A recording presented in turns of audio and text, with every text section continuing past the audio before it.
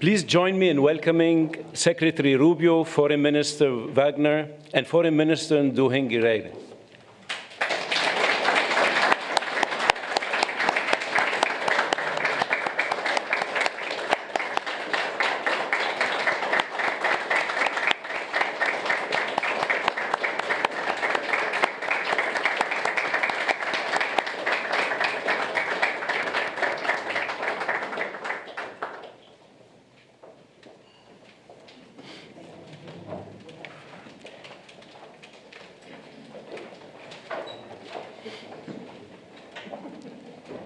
Secretary Rubio, Foreign Minister Wagner, Foreign Minister Nduhungireya, Minister of State Al-Khulaifi, African Union Chairperson Yusuf, Foreign Minister Dusay, ambassadors, members of Congress, distinguished guests, members of the media, ladies and gentlemen.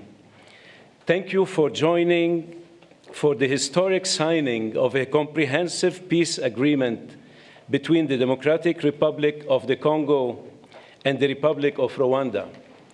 In a moment, Secretary Rubio and the foreign ministers of the DRC and Rwanda will sign an agreement that builds on the Declaration of Principles signed here on April 25th.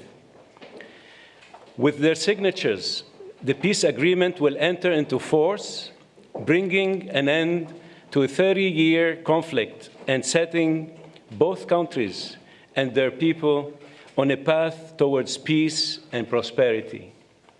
This would not be possible without the leadership and vision of President Trump. He has made peace a priority of his administration, and we have taken up his call to find a peaceful resolution to this conflict. I would like to recognize the tireless work that both foreign ministers and their teams put into reaching this agreement. I would also like to recognize the partnership from the government of Qatar, who is driving towards a parallel agreement between the government of the DRC and the M23 armed group. In addition, I would like to acknowledge that the work done under the auspices of the African Union was critical for reaching this agreement. We look forward to coordinating with the AU chairperson and Togolese president, who is serving as the AU facilitator, to ensure implementation of the agreement. Finally, I would like to recognize the team here at the Department of State who facilitated the discussions and helped guide both sides towards this agreement. I will now turn to Secretary Rubio for opening remarks. Thank you, and I'm honored all of you are here today. I'm honored to be joined by my counterparts from the Democratic Republic of Congo and from Rwanda, and the hard work you both put in to make this happen. This was not easy. And there's still work to be done, obviously, in terms of implementation, but we're very honored you're both here, and it's been an honor to work with both of you. We have a lot of people to thank. Obviously, the great team here at the Department of State who did a great job, Mr. Boulos, who did a phenomenal job. He's been on the job now about 10 weeks, and he's jumped all over this and really worked it hard, and you did a great job, and we are grateful to you for all of your work. Obviously, this could not have happened without such close friends and partners in the African Union and in Qatar, who we're working a lot lately with Qatar. We're doing a lot of things with you guys, and you've been very instrumental in the African Union. Without you, this couldn't have happened. I mean, you may put everybody together. I do want to recognize what I say, former colleagues. It wasn't 6 months ago. I was still a senator, but they're here now, Senators Rounds and Risch. Senator Risch is the chairman of the Foreign Relations Committee and a very close friend of mine, and he's obviously watched this issue very closely. He's made it a priority.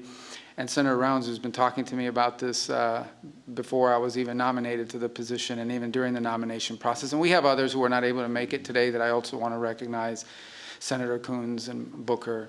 There's been a lot of interest in this, and we're grateful to all of them. They were invited, but I guess, you know, there's stuff going on in the Senate, as you know. And, but we're grateful that both of you are here, and it's instrumental. This is, you know, an important moment after 30 years of war.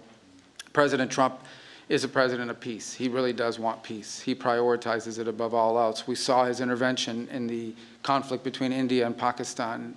We saw his intervention most recently as a few days ago in a very dangerous war, right? A very dangerous war that could have really spiraled out of control, and his intervention made that possible. And there are other places that we want to see this, but we're very excited about this, and we can't wait to have the heads of state, the presidents of the respective countries here in Washington in a few weeks to finalize the complete protocol and agreement. But today is an important step in that direction, and we're grateful to be able to host it here at the Department of State.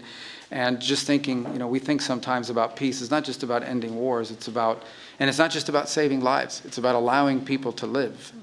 It's about allowing people to now have dreams and hopes for a better life, for prosperity, for economic opportunity, for a family reunification, for all the things that make life worth living. Those things become impossible when there's war and when there's conflict. So we're grateful to have played the role we've played. We acknowledge and recognize there's still more work to be done. But we thank you all very much for being a part of this historic and important day. This is really why I wanted this job, or why I embraced this job so much, is moments like this. This is, in essence, the Department of State is really the Department of Peace. It's designed to bring people together, both in our relations with other countries, but to the extent we can use the stature and the influence of the United States to bring others together. It makes the world a better place. And I honestly believe that when there's peace in the world among friends who may have disagreements and conflict, it does help America. It does help make America stronger and safer and more prosperous. It gives us partners we can do business with. And partners that we can work with to address insecurity and threats to our national security and to our collective national security. So we are grateful to both of you. I know how hard this was and how much work went into it, and we know there's more work to be done. But we are grateful to have you here today. We're honored to be a part of this. We're excited to be a part of it. And again, I do want to thank everyone here in our Africa Bureau and at the Department of State. And once again, our superstar there, Mr. Boulos. What do you want to do next after you're done with this? Sudan. Yeah, very important. Actually, very, very important. And you're very involved in that as well. So what are you guys doing this week in Qatar? You guys want to work a little? We are grateful to all of you. Thank you. Thank you. Thank you, Mr. Secretary. I now turn to the Foreign Minister of Rwanda for remarks. Thank you, Secretary of State Marco Rubio, Minister Thérèse Kayibanda-Wagner, the Chairperson of the African Union Commission, Mahmoud Yusuf, Minister of State Mohamed Ali Khulaifi of Qatar, my colleague, Minister of Foreign Affairs of Togo, Robert Dussey, senators, dear colleagues, good afternoon. Let me begin by expressing our sincere appreciation to President Donald Trump for his personal engagement in facilitating this historic agreement. We also extend our gratitude to the Secretary of State, Marco Rubio, Special Advisor Masad Boulos, and the entire State Department team. Your dedication has been indispensable. This agreement is the product of months of coordinated efforts by multiple actors. It is very important to note that the State of Qatar has played an absolutely central role. Indeed, the opening, which led to today's agreement, began in Doha. We will lend our full support in the weeks ahead to Qatar's mediation efforts, led by Minister of State Mohamed Al Khulaifi, to secure a peace agreement between the DRC government and the AFC M23. This process is already well underway.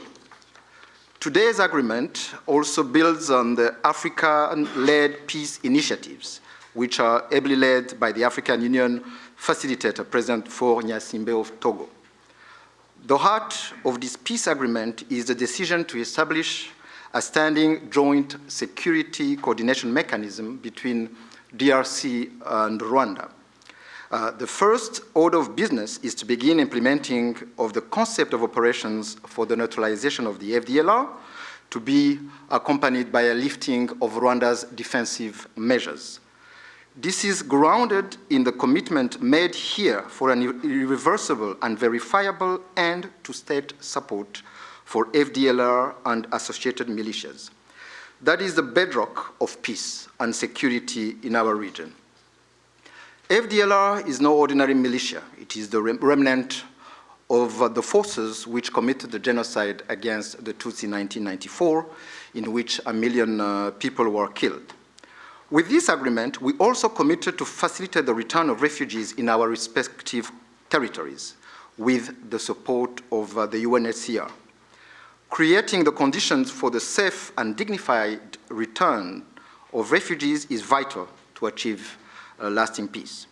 We also took to enhance economic cooperation, including with American companies and investors. Shared growth and cross-border cooperation will unlock tangible dividends for both our countries. We must acknowledge that there is a great deal of uncertainty in our region and beyond, because many previous agreements have not been implemented, and there is no doubt that the road ahead will not be easy. But with the continued support of the United States and other partners, we believe that a turning point has been reached. Rwanda stands ready to work with the DRC to deliver on our joint commitments. To conclude, allow me to once again express Rwanda's appreciation to all who have contributed to this milestone. Thank you.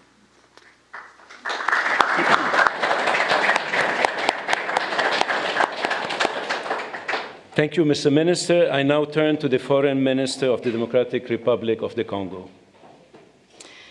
Mr. Secretary of State, the Honorable Senator Marco Rubio, Dr. Massad Boulos, Senior Advisor for African Affairs, His Excellency Mr. Mahmoud Ali Yusuf, Chairperson of the African Union Commission, His Excellency Mr. Olivier Nduhungirehe, Minister of Foreign Affairs of the Republic of Rwanda, His Excellency Dr. Mohamed bin Abdulaziz Khelaifi, Minister of State at the Ministry of Foreign Affairs of the State of Qatar, His Excellency Mr. Robert Dussey, Minister of Foreign Affairs of the Republic of Togo, Senators, Excellencies, distinguished guests, and to all Congolese citizens following this movement, wherever you may be. 2 months ago in this very room, we signed a Declaration of Principles, a first tangible step to break with deadlock and chart a path towards peace. Today, that choice takes shape and sustained efforts have come to fruition.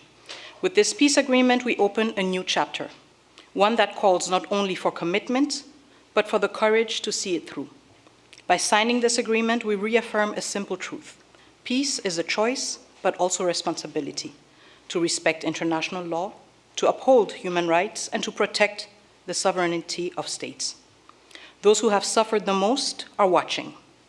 They are expecting this agreement to be respected, and we cannot fail them. This agreement builds on the efforts of many.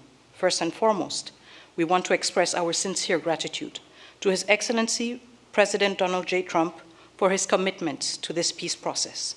His leadership kept this process focused and goal-oriented, and that from day one. This was further characterized by the quality and resolve of the entire US team, illustrated by the critical support of Senator Rubio and Dr. Boulos. We salute His Excellency, President Félix-Antoine Tshisekedi Chilombo, for choosing the harder path, a peace rooted in principle and in the dignity of our people. We thank President João Lourenço of Angola, facilitator of the Luanda process, for laying critical foundations. We are also grateful to the State of Qatar and to His Highness the Emir, whose leadership was instrumental in convening the first direct meeting between our two heads of states in March, a courageous step that laid the groundwork for dialogue. Qatar has since facilitated further talks in Doha and remained a principled and steady partner throughout this peace effort. The African Union, through its chairperson and the appointed facilitator, His Excellency Faure Gnassingbé of Togo, have anchored this process in African ownership. Finally, we thank the negotiating team of both the DRC and Rwanda for their perseverance and devotion. This moment has been long in coming. It will not erase the pain, but it can begin to restore what conflict has robbed many women, men, and children of: safety, dignity, and a sense of future. For the Great Lakes region, it offers a rare chance to turn the page, not just with words, but with real change on the ground. Some wounds will heal, but they will never fully disappear. They may grow over, but the skin will forever remain thin and frail, and deep down, the flesh will still remember. At times, we will feel numb, and at others, we will feel a sudden pang that will remind us of what was lost forever. The scars we carry on our bodies and in our souls will remind us of what must never be forgotten, repeated, or accepted. A few days ago in Kinshasa, a coalition of women's organizations shared a clear message with me. Nous ne voulons pas d'une paix d'élite. Nous voulons une paix réelle, vécue, partagée et construite avec nous. We do not want a peace shaped by elites. We want a peace that is real, lived, shared, and built with us. To our fellow citizens in the East, this agreement was signed with you in mind. It provides for the disengagement of armed forces, the protection of civilians, the return of displaced persons and of refugees under government authority, and establishes a follow-up mechanism to ensure compliance. These are not just words on paper. They must now be translated into action with justice, accountability, and political will. This peace agreement is the starting point, not the end goal. It must now be followed by disengagement, justice, and the return of displaced families, and the return of refugees, both to the DRC and Rwanda. However, no text, however carefully negotiated, can carry on its own the weight of peace. I still remember, on the day we signed the Declaration of Principles, a member of the US team said, "If it were easy, it would have been done a long time ago." That holds true now more than ever. What we have signed is only as strong as our will to implement it. We, the DRC, will certainly and resolutely fight for this agreement to be respected, not with our words, but with our deeds. Today, we have chosen peace. What matters now is that we protect it and prove to our people and to the world that even in a region marked by deep scars, dignity and cooperation can prevail. So now, our work truly begins. Thank you.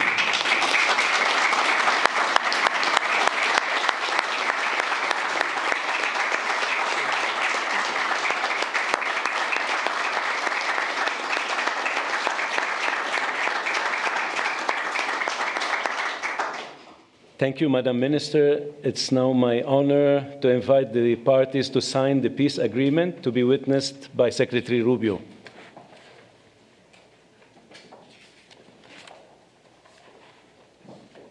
The agreement being signed includes provisions on the respect for territorial integrity and the prohibition of hostilities, the disengagement, disarmament, and conditional integration of non-state armed groups, the establishment of a joint security coordination mechanism, the facilitation of the return of refugees and internally displaced persons, as well as humanitarian access, the reaffirmation of MONUSCO's mandate, and the establishment of a regional economic integration framework. The agreement also includes an annex on the functioning of the Joint Security Coordination Mechanism and the full text of the concept of operations of the Harmonized Plan for the Neutralization of the FDLR and disengagement of forces / lifting of defensive measures by Rwanda, which was agreed to under the auspices of the Luanda process on October 31st, 2024, and adopted by the foreign ministers on November 25, 2024. With the parties' signatures today, the agreement immediately enters into force. Thank you very much. Congratulations.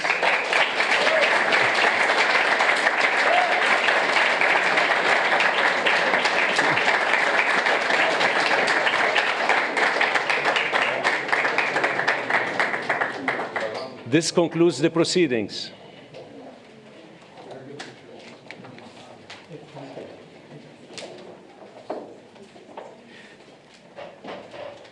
Kindly stay seated while the parties depart.